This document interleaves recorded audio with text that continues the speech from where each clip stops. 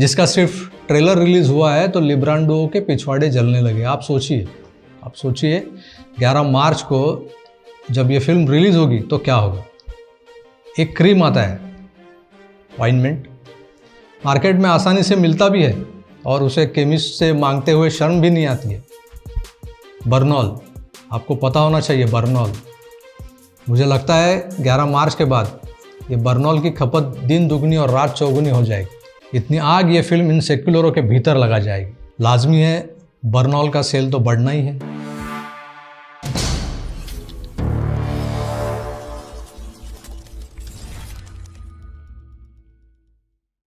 नमस्कार दोस्तों, आप देख रहे हो आकार DG9 और मैं प्रभाकर सूर्यवंशी आपका तहे दिल से स्वागत करता हूं आज की इस विशेष चर्चा में।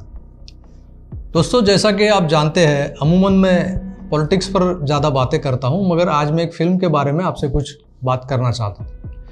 वैसे मज़े की बात यह भी है कि मैं एक मराठी पत्रकार हूं। मराठी में राजकीय विश्लेषण करता हूं का मतलब कोशिश करता हूं। आज जिस फिल्म पर कुछ भाष्य मैं करने जा रहा हूं, जिसका जिक्र मैंने अभी किया, वो फिल्म हिंदी में रिलीज़ होने जा रही है। इसलिए मैंने सोचा कि इस पर बातें भी हिंदी में होनी चाहिए। तो दोस्तों, ये फिल्म जो आजकल बड़ी सुर्खियां बटोर रही है, जबकि वो रिलीज़ भी नहीं हुई, सिर्फ इसका टीज़र आया हुआ है और इस टीज़र को कई मिलियंस हिट्स मिल चुके हैं। अब आप सोच रहे होंगे कि कुछ मिलियंस हिट्स बटोरने वाले किसी फिल्म के या उसके टीज़र पे यह बंदा क्या बातें करना चाहता है। थोड़ा सा धीरज रखिए। मैं पहले उस फिल्म का नाम आपको बताऊंगा। नाम है कश्मीर फाइल्स। इस फिल्म पर चर्चा होना इसलिए भी ज़रूरी है कि इस फिल्म पर चर्चा ना हो, इसकी पुरजोर कोशिशें शुरू है। इस देश में बहुत सारे सच जो छिपाए गए सालों तक, उसमें एक बड़ा सच है कश्मीरी पंडितों ने जो दर्द सहा था उसका। इस देश में गंगा जमुनी तहजीब के नाम पर जो सेकुलरिज्म की परिभाषा गढ़ी गई है, उसे तोड़ने के लिए, उसके सच को सामने लाने के लिए उसे समझना बड़ा ज़रूरी है कि कश्मीर में उस दौर में क्या हुआ है।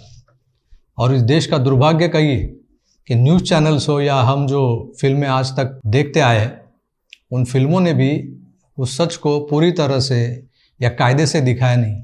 हम आप जैसे कईयों ने कश्मीर के हालातों पे कई बुक्स पढ़े होंगे, वहाँ के हालात जानने की कोशिश भी की होगी, मगर कश्मीरियत को जानते पहचानते समय हम ये अक्सर भूल जाते हैं कि हमारा फोकस होता है कश्मीर के हालात, वहाँ का आतंकवाद। उन आतंकवादियों के पीछे एक कहानी है, उनका अपना दर्द है, और ये नज़रिया कैसे डेवलप हुआ है तो फिल्मों की वजह से। वैसे कश्मीर के असली हालात सही मायनों में बयां करे ऐसी फिल्में आज तक बड़ी मुश्किल से बनी है। आपने शायद देखी होगी ऐसी फिल्में जो कश्मीरियत का चोला पहनकर पूरी तरह से एक मसाला बॉलीवुड फिल्म की तरह सिर्फ धंधा करने के लिए बनाई गई थी। माफ़ कीजिए, धंधा शब्द आपको खल भी सकता है, मगर ये सच्चाई है। यही सच्चाई है दोस्तों, यही सच्चाई है। इस चर्चा की भूमिका शायद थोड़ी लंबी हो सकती है, मगर उसे विस्तार से प्रस्तुत करना बेहद ज़रूरी है। दोस्तों, हमारे देश में ऐसे कई सारे राज हैं जो आज तक दफनाए हुए हैं। कुछ ऐसे भी लोग हैं जो नहीं चाहते कि ये राज खुल जाए। आम आदमी भी दफनाए हुए गड़े मुर्दों को पहचाने कि क्या है इस देश के नकली सेकुलरिज्म का असली चेहरा, जो हर बार सिर्फ हिंदुओं की ही बलि चढ़ाते आया हुआ है। फिल्मों का जिक्र हो रहा था तो उस तरफ रुख करते हैं।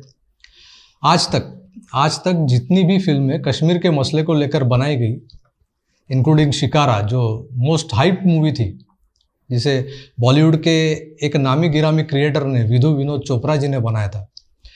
मज़े की बात यह भी है कि खुद विधु भी एक कश्मीरी पंडित है। उस फिल्म के रिलीज़ के वक्त ऐसा लगा था कि शायद एक ऐसा मंझा हुआ फिल्मकार कश्मीर के असली हालातों को हिंदुस्तान की 135 करोड़ आबादी से रूबरू करा पाएगा, मगर ऐसा कुछ भी नहीं हो पाया।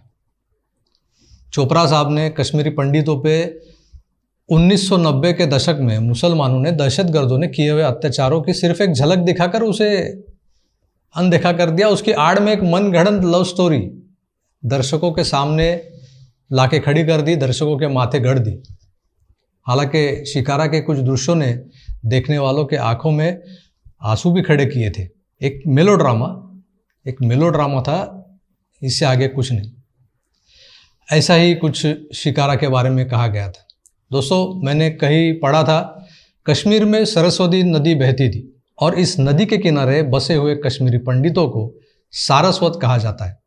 माफ़ कीजिएगा, कहा जाता था, क्योंकि आज वहाँ ना तो कश्मीरी पंडित है, ना ही उन्हें कोई सारस्वत कहता है। आज वही सारस्वत हिंदुस्तान के कोने कोने में विस्थापितों की ज़िंदगी जी रहे। एक दौर ऐसा भी था, उनमें से कईयों ने अपनी कश्मीरियत को मिटा दिया था। आज जम्मू में एक बड़ा तबका है जो कश्मीरी पंडित कहलाता है, मगर क्या उन्हें कश्मीरी पंडित कहा जा सकता है? कश्मीर घाटी से जुड़े हुए, वहाँ की धरती पे उपजे हुए पंडितों को, सारस्वतों को किन कारणवश कश्मीर से खदेड़ा गया? क्यों कट्टरपंथियों ने, दहशतगर्दों ने, अलगाववादियों ने इन पंडितों की माँ बहनों का बलात्कार किया? क्यों जवान बच्चों के सिर कलम किए गए? क्यों बूढ़ों को बेरहमी से कुचला गया? उन्हें कश्मीर छोड़कर, अपना घर बार छोड़कर भिखारियों की तरह जम्मू में, दिल्ली में, पंजाब में जाकर पनाह लेनी पड़ी। एक किताब आई थी, NH-44 टेक मी होम। एक 16 साल की लड़की, कश्मीरी लड़की, नाम है अनुष्का धर। उसने इस किताब में plight and exodus of Kashmiri Pandits in early 90s के बारे में लिखा है। अगर हो सके तो ज़रूर पढ़ लीजिएगा इस किताब को। हिंदुस्तान के लिबरल सेकुलरिज्म का घिनौना चेहरा आपके सामने आ जाएगा। विवेक रंजन अग्निहोत्री, जिन्होंने लाल बहादुर शास्त्री जी की रहस्यमयी मौत पर एक फिल्म बनाई थी, ताशकंद फाइल्स, उसी विवेक रंजन अग्निहोत्री ने इस बार कश्मीरी पंडितों की दबी वेदनाओं को मुखर करने के लिए कश्मीर फाइल्स का निर्माण किया, जिसका सिर्फ ट्रेलर रिलीज हुआ है तो लिब्रांडुओं के पिछवाड़े जलने लगे। आप सोचिए 11 मार्च को जब ये फिल्म रिलीज होगी तो क्या होगा। एक क्रीम आता है, ऑइंटमेंट, मार्केट में आसानी से मिलता भी है और उसे केमिस्ट से मांगते हुए शर्म भी नहीं आती है। बर्नॉल, आपको पता होना चाहिए बर्नॉल। मुझे लगता है 11 मार्च के बाद ये बर्नॉल की खपत दिन दुगनी और रात चौगुनी हो जाएगी। इतनी आग ये फिल्म इन सेक्युलरों के भीतर लगा जाएगी। लाजमी है, बर्नॉल का सेल तो बढ़ना ही है।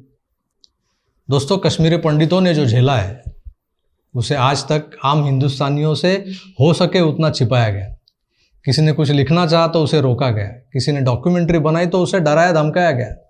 हिंदी फिल्में जो हमारी रोज़मर्रा की ज़िंदगी को एक साँचे में ढालती आई है, जिन्हें देखकर हम हिंदुस्तानी प्रभावित हो उठते हैं, फिर वो चाहे हमारे जैसे मराठी भाषी हो, गुजराती हो, किसी भी प्रांत से ताल्लुक़ रखते हो, उन हिंदी फिल्मों ने भी कश्मीर के इन असली हालातों से हमें अनछुआ रखा। हमारे फिल्म इंडस्ट्री में अनुपम खेर, अशोक पंडित, विधु विनोद चोपड़ा जैसे कई नामी गिरामी लोग हैं जो कश्मीरी पंडित है। उन्होंने भी अपने घरों से निकाले जाने का, सब कुछ छीने जाने का दर्द सहा है। कईयों की माँ बहनों के चीरहरण उनके आंखों के सामने हुए। बापजादाओं की पुरखों की ज़मीन जायदाद लूटी गई, मगर उन्होंने भी जब इस इशू को राष्ट्रीय मुद्दा बनाना चाहा तो उन्हें रोका गया था। और इन कारनामों के पीछे सिर्फ और सिर्फ चाचा नेहरू की लिबरल सोच वाली कांग्रेसी सरकारें थी। दोस्तों, कश्मीर फाइल्स ये एक ऐसी फिल्म है जो कश्मीरियत की असली हालात को दुनिया के सामने रखने जा रही है, तो उसे भी रोकने की कोशिशें शुरू हो गई। कई वामपंथी फिल्म क्रिटिक्स ऐसे हैं जिन्होंने इस फिल्म को प्रोपोगंडा बताकर खिंचाई भी कर दी। ताशकंद फाइल्स अगर आपने देखी होगी तो आप विवेक अग्निहोत्री के निर्माण का नज़रिया समझ ही चुके होंगे। मेरे ख्याल से वो एक राष्ट्रवादी विचारों वाले फिल्मकार हैं जो इन लिबरल गांडुओं की पोल खोलना चाहते हैं। कश्मीर फाइल्स भी इसी मिशन का अगला चरण हो सकता है। मैं इससे आगे कुछ और कहूँ इससे पहले एक बार कश्मीर फाइल्स का वो टीज़र देख लेते, आपको अंदाज़ा आ जाएगा। 18, 19, 20, 21, 22, 23। आप पर एक इल्ज़ाम है कि आपने ढेर सारे कश्मीरी पंडितों की जान ली है। जी। कितने लोगों को मारा होगा आपने? 20, 25। अगर वो आपसे कहते कि अपने सगे भाई को मार दो तो मार देते। और आपसे आपकी माँ को मारने के लिए कहते तो मार देते? मार देते। उसके सामने हम अपनी माजी की कोई बात नहीं करेंगे। मतलब no mention of exodus? No, exodus नहीं, जेनोसाइड। देखो कौन है, कृष्णा। रात तक कश्मीर छोड़कर जाने को कहा है। हमारे लोग मर रहे हैं सर। कश्मीर चल रहा है, खुलेआम कश्मीरी हिंदुओं का कत्ले आम हो रहा है। पंडितों को किसी ने नहीं भगाया, वो खुद भागे, गवर्नर से मिल गए। जहाँ शिव सरस्वती ऋषि कश्यप हुए वो कश्मीर हमारा था, जहाँ पंचतंत्र लिखा गया वो कश्मीर हमारा था। तू जानता ही क्या है कश्मीर के बारे में? Kashmir has never been an integral part of India and this is a historical fact. Free Kashmir! अपना धर्म बदलो, भागो या मर जाओ। कश्मीर के मसले का एक ही हल, अल जिहाद। एक ही आवाज बुलंद होगी, बच्चा बच्चा कहेगा आजादी। तो संगवाद से आजादी, आजादी, आजादी, आजादी, आजादी, आजादी। देश की तकदीर वही बदल सकता है जिसके पास ये पावर है, पॉलिटिकल पावर। पॉलिटिक्स का बस एक ही अंत है, विनाश, मौत। तो मौत के डर से मैं भी कायर बन जाऊं। बम मुझ पर फटा था, तुम पर नहीं। पद्मश्री मुझे ऐसे ही नहीं मिला ना। पद्मश्री आपको सरकार ने खामोश रहने के लिए दिया। आजादी is a song of terrorism.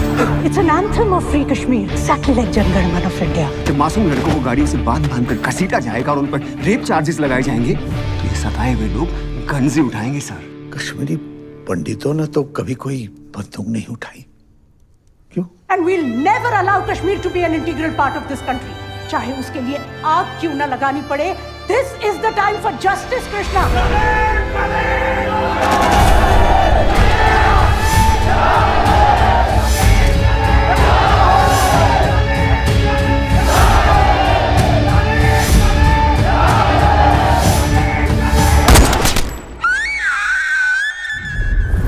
लेकिन क्या कश्मीरी पंडितों को वापस अपने घर कश्मीर जाने का मौका मिलेगा? Is this justice?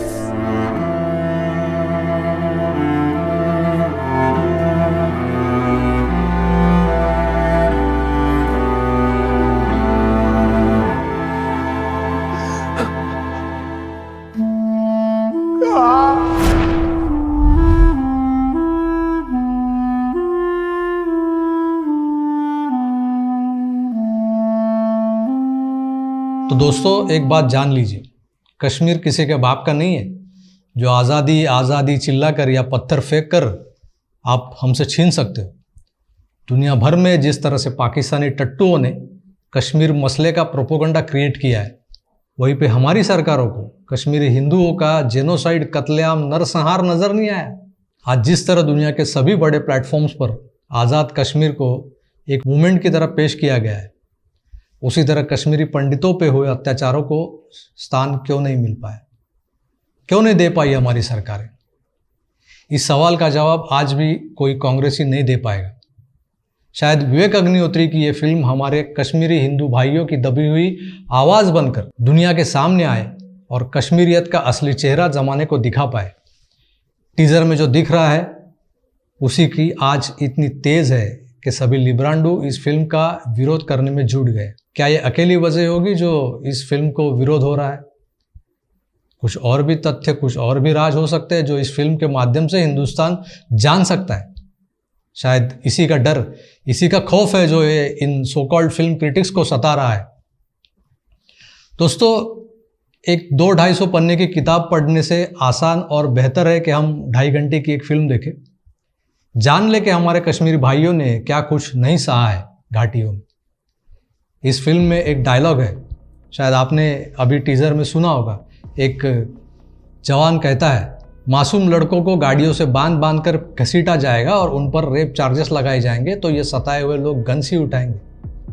इस पर एक बूढ़ा कश्मीरी कहता है, कश्मीरी पंडितों ने तो कभी गन नहीं उठाई। तो इतना कुछ सहने के बाद सताए हुए कश्मीरी पंडितों का, उनके घरों से खदेड़े गए हुए सारस्वतों का खून नहीं खौला होगा? इसी सवाल के साथ आपसे अलविदा कहूँगा, फिर ज़रूर मिलेंगे। तब तक अपना ख्याल रखिए, देखते रहिए आकार DG9। शुक्रिया दोस्तों अपना कीमती समय देने के लिए। जय हिंद।